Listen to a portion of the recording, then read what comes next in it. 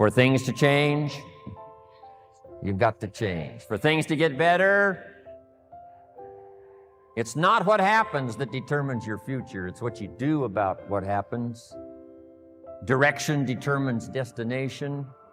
All you got to do is make a little change in direction to arrive at a brand new destination in 2 years, 3 years, 5 years. Way back in those early days, if I'd put an ad in the paper and somebody'd call and say, I'm out of a job, what have you got? I'd say, look, get a job and call me. The business I've got works better part-time. Here's why. Part-time, the extra money you earn can greatly change your lifestyle, and a change of lifestyle is a great recruiting tool. So show people the value of part-time. Then my mentor taught me if I started part-time, I could have a great testimonial that went like this. I'm working full-time on my job, and I'm now working part-time on my fortune. It's so exciting to go to work part-time on your fortune. Yes, it's fun to make a little extra money. Yes, change your lifestyle.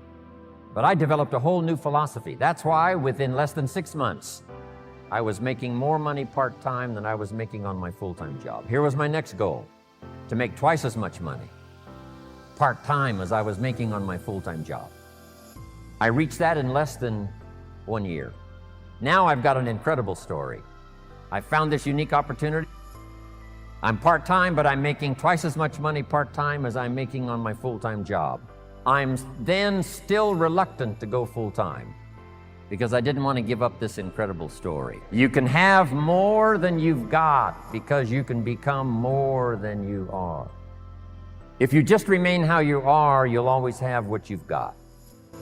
But if you're willing to make changes, the next 5 years of your life can be totally different than the last 5. If you don't change, chances are excellent the next 5 will be like the last 5. You just have to search. If you search, what? You will find. Finding is reserved for the searchers, not for the hopers, not for those who wish, but for those who search. And you've had enough information here already today to go back and increase your skill and ability to search until you find good people. The third skill I learned was how to organize, getting people to work together. If you want to become wealthy, this is one of the most important skills. An ancient scripture says, if 2 or 3 agree on a common purpose, nothing is impossible. The next key I learned that changed my life, a unique skill called promotion. Alan Lorenz is probably the best. He knows all the dates and he knows all the meetings. He almost has the world calendar in his head. It's amazing. And he knows the reasons why. If you just do this, you'll reach this level. If you do this, you'll reach this level. And if you just take 4, you'll do this. But if you'll take care of the little steps, learning to recognize, promote, then here's the key that made me millions. Be so busy giving recognition to others, you really don't need it for yourself. Next, the skill that I learned during those formative years of being a distributor, and that's communication. And it's communication in 3 parts. Here's those 3 parts. Number 1, training, showing somebody how the business works. You've had plenty of that already today. But here's the next one, which I'm trying to do a bit of as we finish here today. And that's called teaching. And I've just used 2 words just to separate the 2. Training, showing somebody how the business works. Teaching is showing somebody how life works. When I met my teacher, Mr. Schoaf, he said to me, Mr. Rohn, show me your current list of goals and let's go over them and talk about them. He said, I've been around a long time. I can probably give you some good advice. And I said to him, I don't have a list. He said, Mr. Rohn, if you don't have a current list of your goals, he said, I can guess your bank balance within a few $100s, which he did. And that got my attention. I said, you mean my bank balance would change if I had a list of goals? He said, drastically. I said, then I'm ready to learn how to set goals. He taught me, and it changed my life, how to set goals. So I'm asking you not only just to be a trainer, I'm asking you to be a teacher. Teach somebody leadership skills. Teach somebody communication skills. So we need life skills and business skills, and you can learn to do both, even if you're fairly new. Here's the most important on communication, learning to inspire. Helping people see themselves better than they are. Helping people see the future. Helping people see not just with their eyes, but help them to see with their mind, insight. Seeing with your eyes we call sight. Seeing with your imagination we call insight. Helping people to see the vision of the future. Help people to see the possibilities. Describe to them the potential, what's available. Using testimonials. There's so many testimonials now, people that started with nothing. Learn to work with the people who deserve it, not the people who need it, because that's the way life works. Life doesn't respond to what we need. Life responds to what we deserve. It doesn't say if you need a harvest, you'll get one. It says, no, if you plant in the spring, you'll get a harvest in the fall. Reaping and harvesting belongs to the planters, not to those who need, but to those who plant. Then here's the next key. Show people how to deserve your time. Work with the people who deserve it, but show them how to deserve your time, your attention, your information. Do your best to teach and inspire and instruct, and then just see what happens. Let yourself be surprised. Here's what else I found that made me rich. Sometimes it's not who you recruit, it's who they bring you that makes you rich. You must remember that. You recruit somebody and they bring somebody who brings somebody who brings somebody, and that's the person who makes you rich. And have the patience to make that happen. So let me give you this quick list now as I wrap it up. Here's the first one. Have some patience. Patience to work with a variety of personalities. Some customers are easy and some are a pain. Some distributors are easy and some are a pain. Some distributors, as soon as they're recruited, open up the bottle of tablets, pour the tablets on the table, and they count the tablets.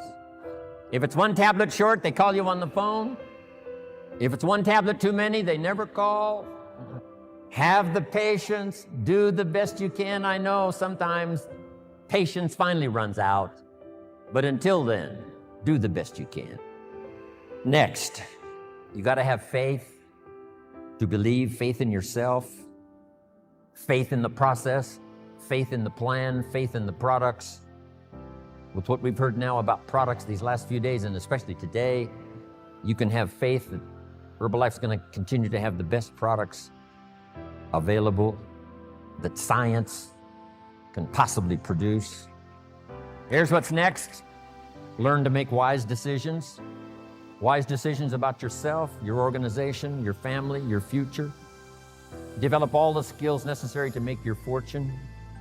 And by the way, speaking of fortune, jot this down. One of the early goals you should set, since you're involved in a program that can help you get there. The goal to become financially independent as quickly as possible. Financial independent means the ability, here's where I really am, here's what I'm really doing, here's what's really going on. That kind of courage will change your life. Here's the next one, courage to change. If you've gotten some information here already today to make some changes in your program, changes in your thought, changes in your philosophy, how to do the business, make those changes. Here's the next one, courage to be silent when it's so easy to talk. Here's the big one, courage to forgive. If somebody you've been working with and there seems to be a little tension, things aren't going well, somebody asks you to forgive, do that. Next, the courage to risk, like the farmer does every year, planting in the spring. Risk your emotions and your time and your heart. And to finish, learn the lesson of the seasons. Do the work of summer. Here's what summer's for: to nourish your values like a mother, give them life, to protect them like a father. Do the work of summer, staying the whole season, staying till it turns, staying till it happens. As you would protect a newborn baby as a father and nourish it like a mother, so treat your organization. Next, in the harvest, when it comes, there's two things in life that are so important. Number one, the full development of all your potential. Here's the next one, the wise use of all your resources. All those years ago, I started teaching 70, 10, 10, and 10. Don't spend more than 70% of what you earn. Then 10 cents for charity, 10 cents for active capital, which is Herbalife, 10 cents for investment capital, 70, 10, 10, and 10. Some have used that, Sarah used it, others have used it over the last 10 years to become millionaires. I was taught which works. If you want to be financially independent someday, It's called two homes and one car. The average American gets 2 cars and 1 home. Here's a good advice. 2 homes and 1 car. You buy the second car after you've bought the second home. Wise use of your resources. So do the work of summer. It's not easy, but get it done.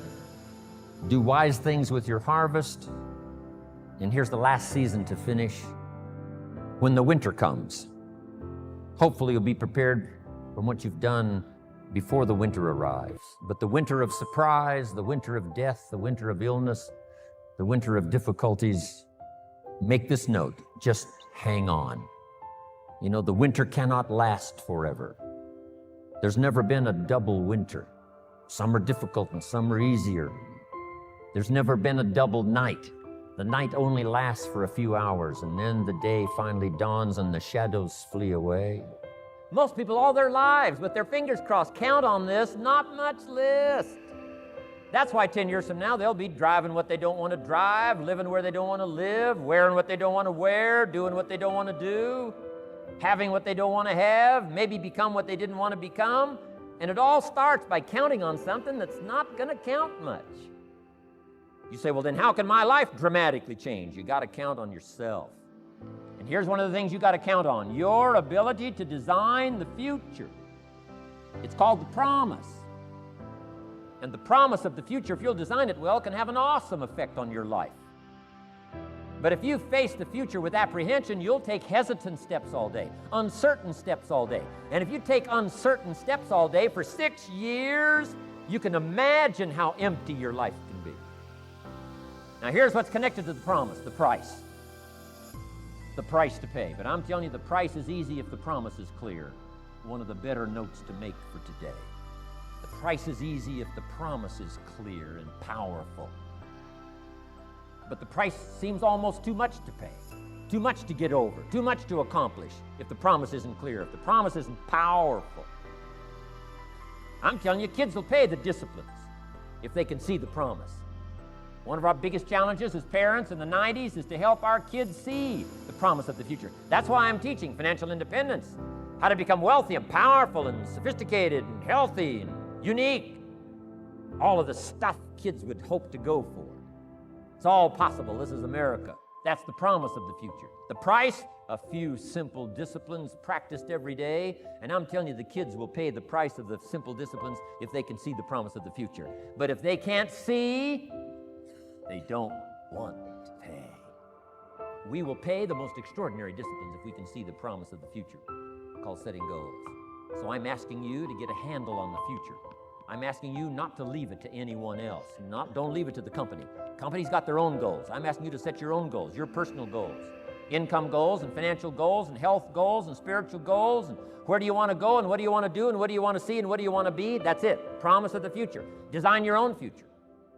It's within your hands and your capacity to do so. Here's how simple now goal setting is. It's not mysterious. You don't have to anchor, you don't have to focus, you don't have to visualize, none of that stuff. Here's how simple goal setting is. Changed my life. Decide what you want and write it down. I mean, that's how profound this stuff is. Decide what you want and write it down. Make a list. Where do you want to go? What do you want to do? What do you want to see? What do you want to be? What do you want to have? What do you want to share? What projects would you like to support? What would you like to be known for? What skills would you like to learn? Some extraordinary things you'd like to do, ordinary things you'd like to do, right? Silly little things you'd like to do, very important things you'd like to do. Decide on all that stuff and write it down, write it down, write it down. That's how simple this stuff is. And simple things, whatever. Foolish things, doesn't matter, it's your list. I had a little revenge on my first list. Budget finance, who used to harass me. I got 2 or 3 payments behind. This one guy called incessantly. Said, we're going to come get your car, drag it rear end up down the street in front of your neighbors. Put me down something fierce. When I met Shof, got my life straightened out, one of the first things on one of my lists was budget finance. I keep my list in my journal so that I can go back. 5 years ago, here was my list. And I'm a little embarrassed. Here's what I thought was so important now. How my philosophy has changed. From 10 years ago, 5 years ago, 3 years ago. Here's my old list. Here's my new list. Here's what's valuable to me now.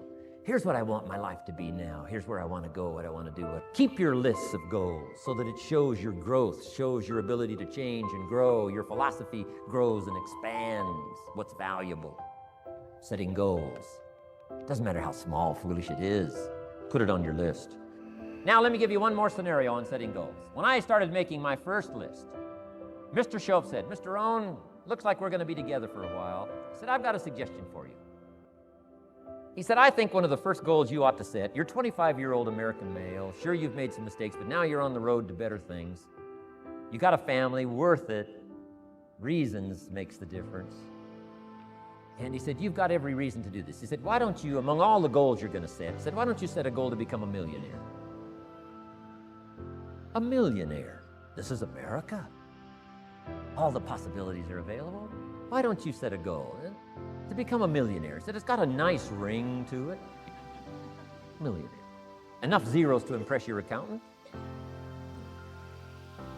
And he said, here's why. Now I thought, the man doesn't need to teach me why. I'm thinking, wouldn't it be great to have $1 million? He said, no, that's not it. Here's why. And I had one of the greatest lessons I ever learned, and I'm about to share it with you. This will be worth the price of being here today if you can capture what I'm about to share with you. Babysitter fees, whatever else you paid. Some of you missed some sales today to be here, so this is a costly day for you. But what I'm about to share with you changed my whole life. Here's what Mr. Shope said. Set a goal to become a millionaire. And he said, here's why. For what it will make of you to achieve it. And I got one of the greatest classes in one sentence I've ever received in my life. Set a goal that'll make you stretch that far. For what it will make of you to achieve it. What a brand new reason for setting goals. What an all-encompassing challenge to have a better vision of the future. What for? To see what it will make of you to achieve it. And here's why. The greatest value in life is not what you get. The greatest value in life is what you become. Major question to ask on the job is not, what am I getting here? That's not the major question. The major question to ask is, what am I becoming here? It's not what you get that makes you valuable, it's what you become that makes you valuable. So Shope said, set a goal to become a millionaire. For what it will make of you to achieve it. Then he said, when you finally have become a millionaire, now, he said, what's important is not the money. I thought, wow, I've got some more to learn. He said, no, Mr. Rohn, I'm telling you honestly, you could just give the money away. Now, I did better than that, right? I told you. I lost it all. I'm rich by the time I'm 31. I'm a millionaire. I'm broke by the time I'm 33. So I didn't have to give it all away. I lost it all. Foolish mistakes I made. I'm a farm boy from Idaho. That early money drove me bonkers. I used to say, how many colors does it come in? I'll buy them all. I went crazy over that first money. I just went crazy. And then I made that one foolish mistake, right? Continuing guarantee. I mean, I'm so naive off the farm. I don't know what continuing means. And a few other mistakes. And by the time I'm 33, I'm broke. Now I've made and lost millions since then. But what an experience that was. And I'm telling you, the man was right. When I finally was broke at age 33, guess what I discovered? My money did not mean that much. It represented only a fraction of all my assets. Shope said, once you become a millionaire, Mr. Rohn, you can give all the money away. Because he says, what's important is not the money. What's important is the person you've become. Now, let me give you the key phrase on setting goals. Set the kind of goals that will make something of you to achieve them. Set the kind of goals that will make something of you to achieve them. Always keep that in mind. What will this make of me? If I set this goal and go for it, not only will I achieve it, but what will it make of me in the process? What a whole new concept on setting goals. Now, there's two parts to this, and then we're wrapping up goals. Here's the first part now on this goal setting for what you become. Don't set your goals too low. Interesting, we teach in leadership. You'll find it on the cassettes. Don't join an easy crowd. You won't grow. Go where the expectations are high. Go where the demands are high. Go where the pressure's on to perform, to grow, to change, to develop, to read, to study, to develop skills. I belong to a small group. We do business around the world. You cannot believe the expectations at that level. What we expect of each other in terms of excellence, far beyond average. Why? So that we can each grow, so that we can receive from the group, we can contribute to the group. Something unprecedented. It's called living at the summit. Go where the demands are high. Go where the expectations are strong, so that it'll provoke you, push you, urgently insist that you not remain the same for the next couple of years, the next 5 years, that you'll grow and change. So don't set your goals too low. The guy says, well, I don't need much. Well, then you don't need to become much. Now, how many resources you need, right, depends on how you want to live. This should be everyone's goal, to someday be able to live from the income of your personal resources. But if you wish to live modestly, it doesn't take all that many resources over a fairly brief period of time to have enough resources to live modestly. If you wish to live more lavishly, of course, you need to accumulate more resources. But that's my view of financial independence, so that you can live from the income of your resources. Now, here's what else that does. Now you can choose the work you do. Now you can choose to work or not work. Now you can work not because you have to, but because you want to. When we talk to kids about independence, we say, do what you have to as quick as you can so you can do what you want to as long as you can. Next key phrase, economics is major. Everybody should major in economics because it's such a vital part of your life. A paycheck is so vital because, first of all, it provides for you and the family's survival. Second, it provides for the opportunity of success. And I'm sure everyone here has dispensed with the idea of falling in love with money, because that serves no purpose. Here's what's noble, what money can do. The projects it can support, the relief from debt it can create, building a financial wall around your family nothing can get through. So economics is major. The key, of course, is what you do with it. If you earn a lot, you should give a lot. Key phrase from antiquity, here's what it says. If you've been given much, now much is required. If you've been given great responsibility, much is required. If you've been given much wealth, now much is required. Everyone has to solve this about the money to go for. Should you go for the money? Should you go for success? And here's the philosophy, we've already covered it. You should earn as much as you possibly can in the reasonable time devoted to economics, job, business. Reasonable time devoted to economics, job, business, future, enterprise. With that enterprise and with that job, the key is to earn as much as you possibly can as you balance your life with everything else. Now, sure, you can do the wrong things and finally correct that, get on a better path, but it all begins on what you do with your resources. Jot this phrase down. It's one of the best for the weekend. Here's the 2 challenges of life. Number 1, the development of our full potential. That's challenge number 1. Challenge number 2 is the wise use of all our resources. That sums up life in general. The development of all of our potential and the wise use of all our resources. One of our resources is time, and we talked about that. Now we're going to talk about the wise resource called money. And let me share with you now a little plan. Because when I met Shof, and he asked me about my financial condition, he said, how much money have you saved and invested the last 6 years? And I said 0. He said, not a good number. Here's what I told him. If I had more money, I'd have a better plan. Now jot this down, because here's what he said. If you had a better plan, you would have more money. Next key phrase, it's not the amount that counts, it's the plan that counts. If we do it right, and I want you to underline those words because in the future as well as in the past, we've got to continue to do it right. As a distributor, as a sponsor, from the medical board, to the executives of the company, to the staff that represents and helps distributors around the world, to each distributor, here's one of the keys to our reputation of the future, and that's doing it right. And we can borrow the clues from the past because we've done it right that has brought us to this incredible year after 24 years in business. We've done it right. and we're going to continue to do it right. Here's what he said. We can make a positive contribution to the lives of millions of people. Some good advice? Here's the list. Fine-tune your listening skills. I know yesterday was challenging, the day before with our special group. It's all been challenging, right? To sort of shut out the world for a while and, let everything have its place out there while we move in here and concentrate on what's being said, the testimonials and the advice and the teaching and the training and all of the stuff that you've had to absorb. But not only here, when you get back, fine-tune your listening skills so that you can listen to some of your own distributors who are ready to move up and maybe you've sort of missed it. And now if you go home and say, I'm going to listen better now than I've ever listened before and see if I can't find some more leadership to gather up, help build the organization that will bless everybody's fortune and future.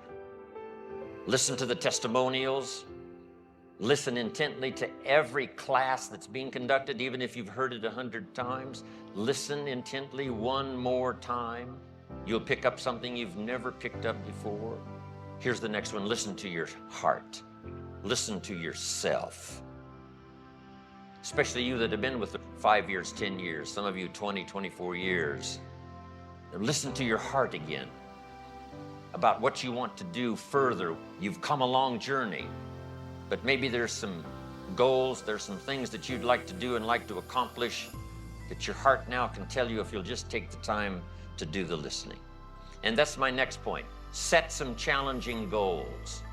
Don't wish it was easier. Wish you were better. Don't wish for less problems. Wish for more skills. Set some goals that'll make you stretch. Become more than you ever thought you could be.